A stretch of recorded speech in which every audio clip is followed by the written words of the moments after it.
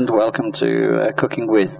And my guest today is John Goodyear. Hello, John. Hello, Neil. How are you doing? I'm fine, thank you very much. And you? Good. I'm delighted to be here. Before we've even started filming, John, you even dressed up as a king today, didn't you? We've had such great fun with that. I certainly did. I was outside, dressed up as King George III, and in the costume of this 18th century monarch. Yes. He was the longest serving in British history, the longest serving male monarch. Yeah, of course. The female model is now the Queen. I'm not obviously here to talk about the royals, but I'm here to talk about and to practice what we have in front of us. We certainly are. We're going to cook a curry today. Yeah. And we're going to cook a korma. A korma can either be very sharp or it can be very mild. Okay. So we're going to go for something in the middle, one with a good kick. This is one of my favourite ones. I have to admit I'm not the most acquainted when it comes to cooking curries because it's my dad who does it. He is a great cook of curries, and I'll say hello to Dad,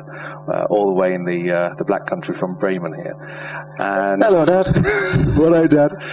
And he loves cooking curries. In fact, he gets meat from the butchers because the butcher thinks his curries are so good. Really? Yeah. Wow, fantastic. It's quite something. So we've got a korma. What exactly is in a korma? The korma is very mild, so it's a very good one for a person that doesn't like too many spices. So we have a nice spice mix in there, a bit of coriander, cumin, a bit of fennel in there to give a little different flavour. Yeah. But we have a little bit of cream and butter, just to smooth it out, to mellow it out. So if it was just a little bit too sharp, it actually reduces that slightly. So it's a nice, flavoursome curry. And this is the kind of butter, to talk about the butter for a moment, that you get from the local supermarket, or do you have to buy some special sort of butter? Well, there's two butters that we're going to use in this curry. One of the butters is a normal butter that we get from the supermarket. Okay. However, the butter that we buy is from the milk that's come from pastured cows, meaning they've eaten the grass, they're not corn-fed, so the quality of the butter is very high. Okay. This goes in at the end of the curry. There is a second butter that we're using, and that's called a ghee. How do you spell that? Ghee. It's an Indian butter. It's a clarified butter. Right. So this butter's been heated for a long time to take all of the protein out and all of the water out. So really, it's a pure fat. It's in Ayurvedic reasons, or for their particular way of working, it's very healthy for the body. It's very healthy for the spiritual mind. For cooking, it's brilliant because you can cook at a very high temperature, and it doesn't go rancid, it doesn't burn like normal butter, and it imparts a beautiful flavour. Not just into curry, I use it in scrambled eggs, I use it in practically all types of cooking. Is it easy to come across this ghee in the local supermarket, or do you have to go somewhere to actually get it, or make it yourself? Well, there's two ways. One is you can make it yourself. You can do small portions at a time, which then takes about 5-10 minutes. When we cook it, we cook a real big tubful, so it takes us about half a day to cook it. Right. We glass it up in litre jars, and then that will last us for about half a year. Do you sell this? No. You don't sell this? We don't sell the homemade one, not at the moment. We would like to, but that's maybe something of the future. What we do is we do have tubs of ghee, and this is one of our products that we have, and this particular product is a very reputable company. We only sell the stuff that we agree with. We only sell the stuff that we can trust. This is a delicious butter. But however, this is the stuff that we sell in the shop. It's beautiful on butter, it's beautiful on toast, it's beautiful for frying onions, it's delicious in scrambled egg. It's endless. So we've got the ingredients in front of us. You mentioned a moment ago the butter, which presumably this is the butter from the supermarket. That's right.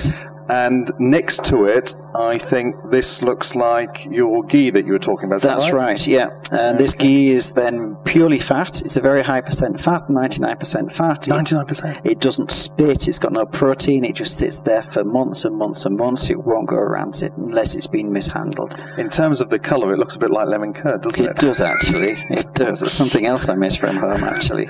That's a good point. Yeah. What else we have here is we have cream. This is actually a nice thick cream. The thicker the better. The more fat in there is always better. So we've got whipping cream on this one. Right. We have yogurts. This one is actually a Greek yogurt. I find Greek yogurt goes well with a korma. because of the high fat content. High fat is good, otherwise it curdles and it doesn't look very nice in the curry, and it doesn't taste very nice in the curry. For the German viewers, what does curdle mean? Can you explain that? Yeah, curdling is so the curd and the whey separates from the two, and you get little blobs of the curd floating on top of the curry. And not just with curries, that can happen with casseroles, that can happen with any type of cooking, and it doesn't look so appealing. What else do we have? We have coconut butter. As coconut mousse, whichever you want to call it, and this is really very good for using in cooking. It's a very high concentrate of coconut. It melts very slowly, so you need to keep an eye on it, constantly stir, so it's mixing into the curry itself, right. So you get that even flavour. Simply tipping it in and forgetting isn't a good idea. It needs to be moved to break it up and to mix within the curry itself. Okay.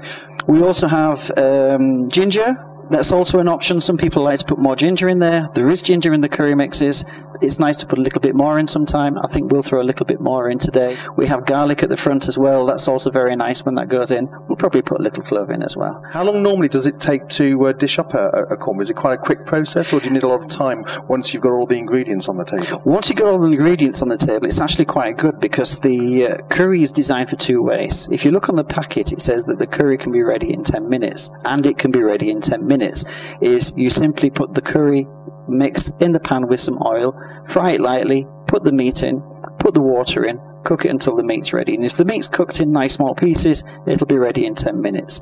However, if you want to make a more authentic curry, it takes a little longer. So you may want to fry some onions first, and the longer you fry onions over a low heat, the sweeter they get. So that could take half an hour. You then add the meat, depending what meat you have. Fry that slowly for a couple of minutes. Put the spices in, fry them slowly for a couple of minutes. Put the water in, stir it, put some salt in, put the lid on and let it cook for about 10 minutes. So there's your 10-minute window again. Right. After then, with this one, we need to put in some butter, some yogurt, some cream, about 2 or 3 minutes before the end, just to finish it off. We warm the flavours up. The problem is, if you cook too long, you'll start losing the taste of the cream, you start to lose the taste of the yogurt, and if you've got something there that's acidic, like lemon juice, in this one we don't, you start to lose that taste as well. So they go in right at the end. The coconut, by the way, goes in with water, because that needs to mix in with the curry. Yeah. We need a little more time. We need to take a little time there to make sure that's all mixed in perfectly. Shall we get started? We certainly shall. What we need to do is we need to chop an onion first, and the onion will go in. We'll actually cook it very slowly. So let me start with that one. Okay. We have a red onion. I'm going to use red onion. I like red onions, but it doesn't matter if it's a red or a white. And in terms of chopping, we need to just chop it all and then throw it in, or is there a special way that you... Well, for these kits, we're using an all-in-one kit. And these all-in-one kits have, we have the sauce in there, we have the spice in there, we have everything that we need to give a full curry. One of the other products that we have is where we have the base sauce as a liquid form. Okay. So that's where the onions or tomatoes have been cooked for a long time, and then we bag it up. The good thing about these kits is the taste is just the same, the quality is just as high. And the great thing about these new kits is because the sauce is dry, you can store it for a longer time. Okay. It can sit on the shelf for a longer time. With the sauce, it's a delicious product. It's a very high quality product. I've got the local Beck's beer. Hopefully that's right. It's a nice cool pills. They've been in the fridge. They're nicely chilled, so it should reach the right point. So, you're speaking to my inner tastes here, Neil. I mean, first of all, curry, and second of all, Beck's beer. Thank you very much. And this is all the way from Bremen Beck's Brewery, just around the corner. Just around the corner. How far is it from here? It must be about 5 miles from here. It's about 7 kilometres, just around the corner. So they always say the less the beers travel, the better it tastes. Cheers. So, on that note, cheers. Yes. Oh, wonderful. I've been looking forward to that. Just before we go any further, the butter's about ready. Oh yeah, the butter is almost in a we've got back onto beer and we've forgotten about the curry. Of course we have. I'm going to put these in here. Do you want me to do any stirring, or just leave them as it is? What we're going to do is, if you put some salt in, that would be wonderful. How much do you want in? Just a pinch? About a teaspoon. About a teaspoon? Yeah. Okay. And that's wonderful. Put a bit more. Yeah. There we go. That's good. And then with the spoon, just break them up. Yeah. What happens then, it helps to draw the water out of the onions. Okay. And it increases the time on actually frying them. So I'm going to put the spoon in breaking up the onions now. That's right. And as it sizzles away in the background. Yes. And already, good. It's only been on for a few minutes, but you can smell the ghee. It has such an intensive smell, doesn't it? Yeah, it's really intense, something succinct and distinct to its own product. Right then, John, what we also need to do is we've got some meat that's need chopping up. Yep. We also have a tomato, which I'm going to do, because the tomato, what I recommend is with these types of curries, you don't have to do it, but it gives great flavour, is I chop a tomato up quite small. Right. And this tomato then goes in with the onions for a few minutes, and it intensifies the flavour, which I find fits to these all-in-one curries really, really well. I mean, if you're in a rush, you can put everything in the pan, not a problem, cook it straight off, it's still a delicious curry. But what I like to do is find ways of bringing even more flavour out of a curry. We keep the products dry. Yeah. The reason why the products are dry is that's the traditional way of cooking a curry. There's many products nowadays that are mixed with oil. They've based that on the Thai type of cooking, because the Thais use a paste, and this paste then is used straight away into the pan. It's fried, it's done with the oil that's in there. With the Indians, they tend to dry fry to begin with. So if you look at my mixes, you will see that there's seeds in there, and you will see there's ground powder. So you get best of the both flavours in that respect. You have something to bite on, which is like a little taste bomb, you know, there's a full explosion of flavours in that respect, and the spices then help to mix within the curry to give that uniform flavour through. What we need to do, John, is if we can cut the meat. Right, I would let the onions fry just for a little bit more. I'll push the tomatoes to the side. I'm just going to put this one over here. At what point, Neil, would you say the onions would be ready? Right, well, it depends, actually. We're cooking a little quicker today. However, when I'm at home, I can fry those onions for about half an hour to 40 minutes. If you fry them very, very slowly, they get sweeter and sweeter and sweeter.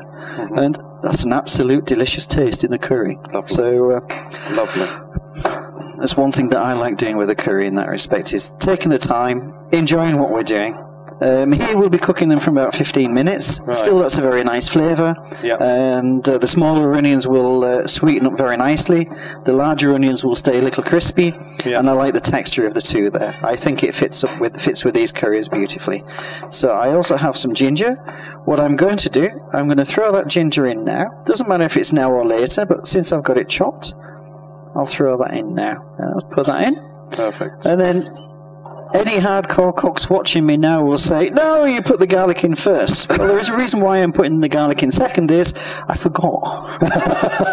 Well, this can happen on a show like this, I suppose. It certainly can. You forget certain things. There's so many things to think about. For those who are not acquainted with making television shows, that's true. It can be pretty tough, and you forget bits and pieces, not least because you have to coordinate everything. It's all to do with timing, just like cooking. It is. It's all to do with timing. But you're also heavily involved with television, aren't you? Yeah, I say we. There is a gentleman by the name of Barry Redfern in Oldenburg, and he used to work for the BBC. Yes. And Barry has his own little television show. He's a great guy. I like Barry. He's a good chap, Barry. And Barry Redfern worked as a newsreader for the BBC, and also a producer and a director. And just going to lean across you a second. Go for it. Let's put them in. And give that a little stir. He's got his own show in Oldenburg called Big Bites. It's a cookery show. That's right. Which you know very well. I know very well indeed. What do you know very well? I was on the show. You were on the show. Oh, no, it was a fantastic experience. It was a good time, wasn't it? It was an excellent time. Yeah. And well, cheers. Yeah, cheers. We had a show about curries. Yes. But at the same time, they were cooking something else, and I've forgotten because I've done so many of these shows. Oh, it was a delicious. It was with pork, wasn't it? Was it? That was the one. That's the one. Yeah, that was a fantastic dish. Was that one? Perfect. And it was a brilliant cook. He has his own restaurant in Oldenburg, didn't he? It was either Oldenburg or Bad Sischen. That's right. Yeah, it was in the area. Yeah, brilliant cook. That was a fantastic experience. Was that one?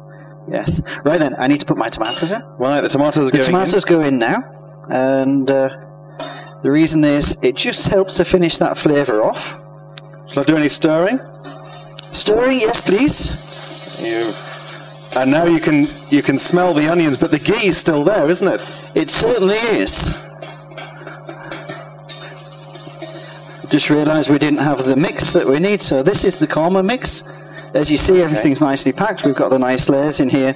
And when you actually buy this on the internet or in the shop, we actually have a bag of chilies. And the bag of chilies within this package is actually to a level 3. So, that's one. Yeah, we were talking. So they go up to 9. They go up to 8. Oh, the 9th is the file, which is already mixed up. Right. I can show you that one actually. Yeah, Let me just get that one as well. But this is reminding me of home. Yeah. Yeah. It smells like a Saturday with Dad doing his great curries. That's usually our curry day Saturday. Wonderful. Right then, so the chili is to a level 3. For the Brits, that's a mild level 3. For many Germans, most restaurants don't even get to this level 3. So just be careful when you're actually using them chilies. Just out of interest, this is the file. This is already mixed up. Oh, you can see this is the level 9. And explosive. And you see here, the red? Yeah. That's just chili. That's Ulocchia. Here we have habanero. And down at the bottom here, we have then bird's eye. If I turn that one over, you can still see that's the Ulocchia, habanero, and bird's eye. I don't know if you can see that there. I'll do a little close-up later on and show you them. Fantastic. Yes. Looks like the earth's been cut in half, and you see all of the layers. That's right. In terms of the colours, right? That's right. So they're cooking wonderfully. And what we now need to do is, if you can actually undo the bag. I'll undo the bag. And I have the scissors here. Just rip that one off, that's not a problem. I'm actually going to start cooking the rice. What we have is got some rice. This is basmati rice. Yep. We're using tilda in this case. I love tilda. It's got a lovely buttery taste. It's got that slight nutty taste to it as well, or nutty bite. And I've got the butter already in the pan. Okay. And I'm just going to switch this on and get the butter melting. There are many different ways of cooking rice. One of the ways is to soak the rice and then put it into the pan. I'm not going to do that. I'm going to do a quicker version, and this quicker version is then frying the rice very lightly. And once it's fried, we put the water in, put some salt in, turn the temperature down so it simmers, let it cook until it's ready, and that's all you need to do, the most simplest rice that's possible. Okay, so the butter's melting. I'll keep an eye on that one. What we have there is wonderful, wonderful, wonderful cooked onions. What I'd like you to do now is put the meat in, if you will. I'll put the meat in. Yep. Here we go. That's wonderful. I'm just going to take a drop of beer here. I just did that. You're doing the honours now with the beer, and I'm thirsty work, Neil. Oh. Thirsty work. I think I was gulping too high there. I think I'll have to play with the sound on that one. Okay. Right. What I want to do is I'm just going to give my board a quick wipe. Okay. And get rid of this tomato juice and get the other things. So I got a nice smooth area. Right. It's actually quite a simple process, isn't it? It's a very simple process, and I spent a lot of time trying to work out how can you keep this as simple as possible, yet have the authentic taste of a British Indian restaurant. And this is one thing that we're doing. So that's frying rather nicely. That's frying beautifully. Yes, it certainly is. Right then, what we need to do is, my butter's actually doing quite fine. What we can do is put the spice in. Straight away? Straight away. That's fairly soon after you put the meat in? Yeah, it's just a couple of minutes to get it going, and I think that's had a couple of minutes. Yeah, maybe we just the meat's starting to get... Yeah, exactly. So it's just starting to coat. That's beautiful. Oh, lovely. Yeah, look at that. You can see the yellow. Even though you can't see it or smell it on the camera, the smells coming from this pot here are amazing. Yep. Amazing. And when this goes in... Yeah, there's going to be an explosion of smell. Are you ready for it? You go for it. Wonderful. Look at that. Everything's gone in. That's all. Oh, yeah, you can smell it. Yes. Oh, brilliant now. Brilliant. That's wonderful. Brilliant. What's good now is give it a nice stir. Okay. And it's really a good idea just to turn it down a little bit. Yep. Otherwise the spices can burn. We don't want them to burn, otherwise they go bitter. And now everything that's been put in before the meat is now gradually sticking. Yeah, so we need to make sure it doesn't stick on too much, but with the heat reducing, we should be okay. That's absolutely wonderful. So I got them. Oh, my butter's ready. What I'm going to do is I'm going to put my rice in. So the rice goes in. The rice goes in, and that's just going to fry it off for a little bit. Just frying it in the butter gives it that extra little flavour. Yeah, increases that nuttiness, but not too much, otherwise it'll burn. What I did before the program is I measured the rice out and I've measured the water out. So every 1 unit of rice that you have, you need 2 units of water. So I've got my 2 units of water here, and this water, I'll just wait a second or so. That's wonderful. And what we'll do now is we'll put the water in. Just stir it slightly. Stirring too much isn't a good idea. We put some salt in. Okay. This is actually sea salt, and it's I like it fine ground. And there we are. So what we do is we'll let that cook and heat up, and we're doing fine. What we can do with this one is that's fried enough. Yep. Simply tip the water in. Not all of it, about 3/4. Okay. Yeah. Right. Well. So we'll start off with 3/4. We can watch it if we need some more later on. Bit more. Okay. Maybe a little bit more. Yeah, that's good. And then we'll give that another good stir. We've got some spices that stick to the spoon. We can get them off and make sure that we don't waste anything. Exactly. God, perfect now. Perfect. That's wonderful. Right, I'm just going to turn that up, and I'm going to put the lid on to get the water cooking. When I usually go back home, because I originally come from just outside of Birmingham. Yeah. Birmingham is well renowned for its Balti belt. Oh yes, I used to live in Birmingham. Did you? Yeah, yeah. Okay. So, whereabouts in Birmingham? It was. Is it Kings Green? Okay. Yep, I lived there for a while, and I had a stint in Wolverhampton as well. So, well, that's my neck of the woods as well. Right. Wolverhampton. We have our partner school there from the academy, and we go over every year. And in fact, what you could do, John, is this is coconut butter. That's now is a good time when the water's gone in. That's a good time to put the coconut butter in. Does it go? Simply tip it all in. All in? Yep, all like in. That? Yep, so all like that. That's about 50 grams there. That's good. And then back over then stir that in, and then we can see if we need a little bit more water, which I think we will. So once we've got that, then just a bit more water in, because the coconut mousse then thickens it up. Okay. So what we've got here is the rice has been cooking. I've reduced this down to 3. Okay. And I stirred it once. The reason why I stirred it once was just to make sure that the corns are separated. But the aim is not to touch it anymore, because the problem is the more you stir rice, the more starch comes out. And when the starch comes out, it becomes thick and stodgy. Yeah. It's good for Thai, it's good for maybe Chinese, but for a basmati rice, they need to be really separate and loose. It does make a difference in that. Because I'm used to obviously making rice. I've spent 2 years in China, and we had our great rice cooker, and it came out in dollops. Yeah, that's the difference. Yeah. That's all of the starch that's come out, and it helps to bind the rice together in that respect. It also fills you up very quickly as well. It certainly does. It certainly does. And on my thing here, I've reduced this to 2, but it depends what you really need at home. Just leave it, let it cook. We've put them on roughly at the same time, so when the spices went in, then I started the rice. So the curry doesn't take long at all. That doesn't take long at all. They should be ready together, and we can enjoy that together. What I would recommend is, because we put coconut butter in there, is just to give it a little stir, John. Yeah, no problem. Yeah. Colour's completely. Yeah. Oh, that the colour's gone into a real deep yellow. That is wonderful. And the smell. Oh, you can smell the coconut, can't you? Yeah, you can. That is absolutely wonderful. That smell the coconut. Be a gorgeous one.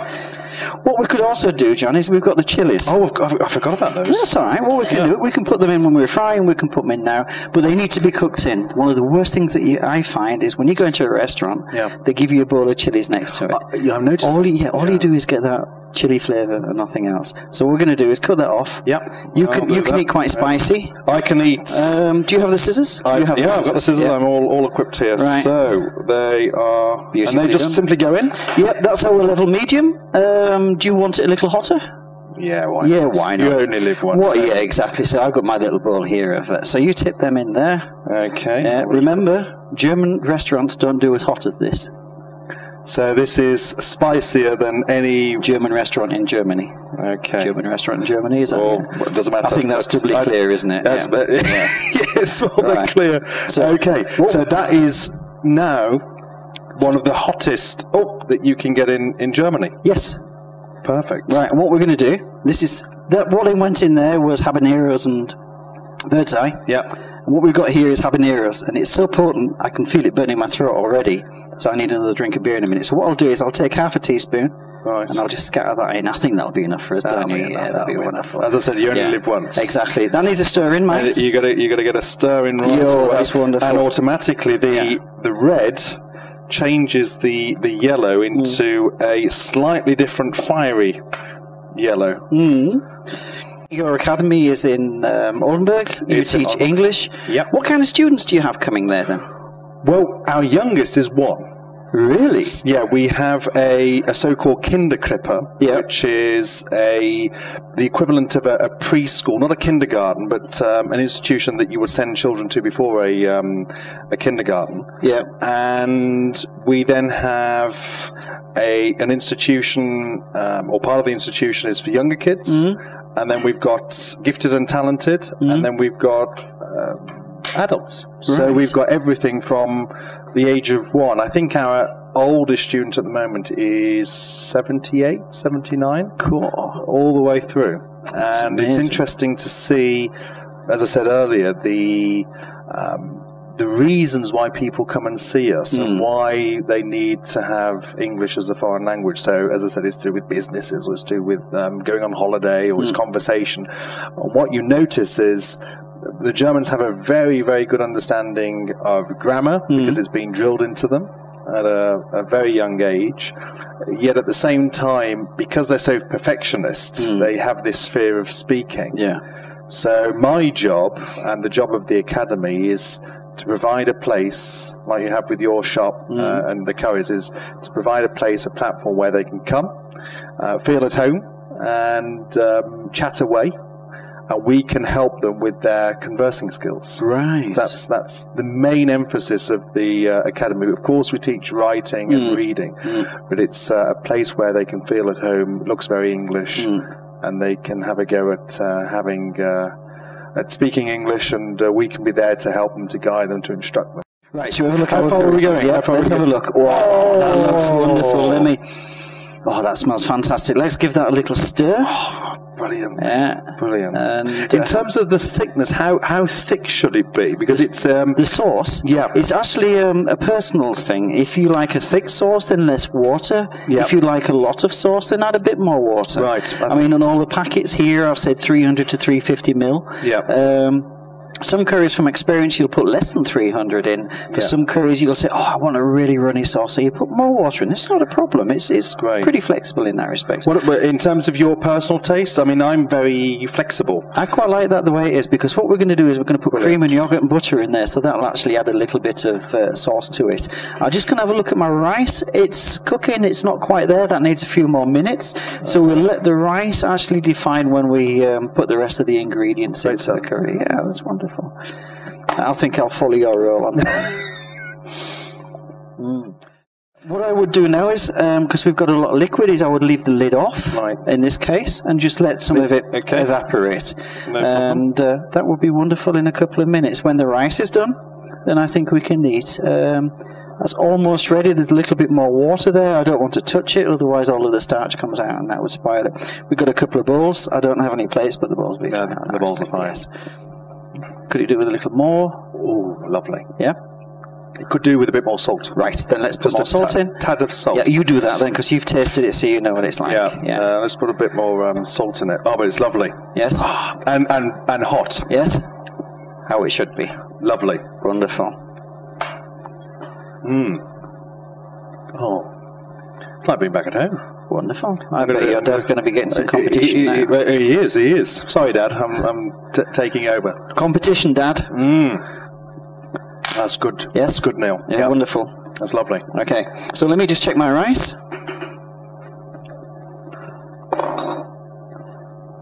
Oh, that's wonderful. So I'm just going to stir it just the once. And then we have wonderful. In terms of a pot, obviously it depends, of course, on how much you eat, but yes. That is easily the size for 2 people, isn't it? That could have a good... Well, if you do really good portions of rice and maybe a bit of naan bread, yeah, that's easy for 3. That's easy for 3, easy for 3. Okay. We try and be a little more generous. Right. Because we say 400 grams of meat or veg or tofu, it's super for vegans. However, if you went up to 500, that would do 3 people. No problem. Right, I think we're ready. So let me deal you some rice. That's very good of you. Right. So we've got that nice, light and fluffy. Well, I'll just put that to the side. And I'm going to put the... and you're going to put the portion... Yes. On the other side. Yes. Right. And I'm going to do that this side. Put that there. Wonderful. And there you are, if you do that one. I'll do yours, no problem. Yeah, I think we can switch that one off now. I'll let that cool down in that respect. Yeah. That one's off. Right. We've got everything in there, haven't we? We have, and then what I'm going to do... Brilliant. I'm just going to take some coriander. And then, just for a nice topping. Since we have it, why not waste it? And there's what it looks like. If you can see it on the camera there. All of the people watching at home or on the internet. Not quite on BBC yet. Not quite, but I think we're getting there very quickly. Well, certainly are. And there we go. Yeah. With the coriander, and you can smell it. This, fantastic! Wonderful. Yeah. So what I say is, bon appetit. Bon appetit. There you are. Thank you very much. Right. This is for now for the test. Everything together. Whoa. That lovely, gorgeous pork. That's got a good kick as well, hasn't it? Eh? That's hot and spicy. So they would not do this in a German restaurant. It would just be simply a German Indian restaurant. It's just a German Indian restaurant. You would never get it this hot. I couldn't agree more. Delicious. What an experience! Now it's been good. It's been good. Oh, brilliant. Thanks very much, John. You're very welcome. Wonderful.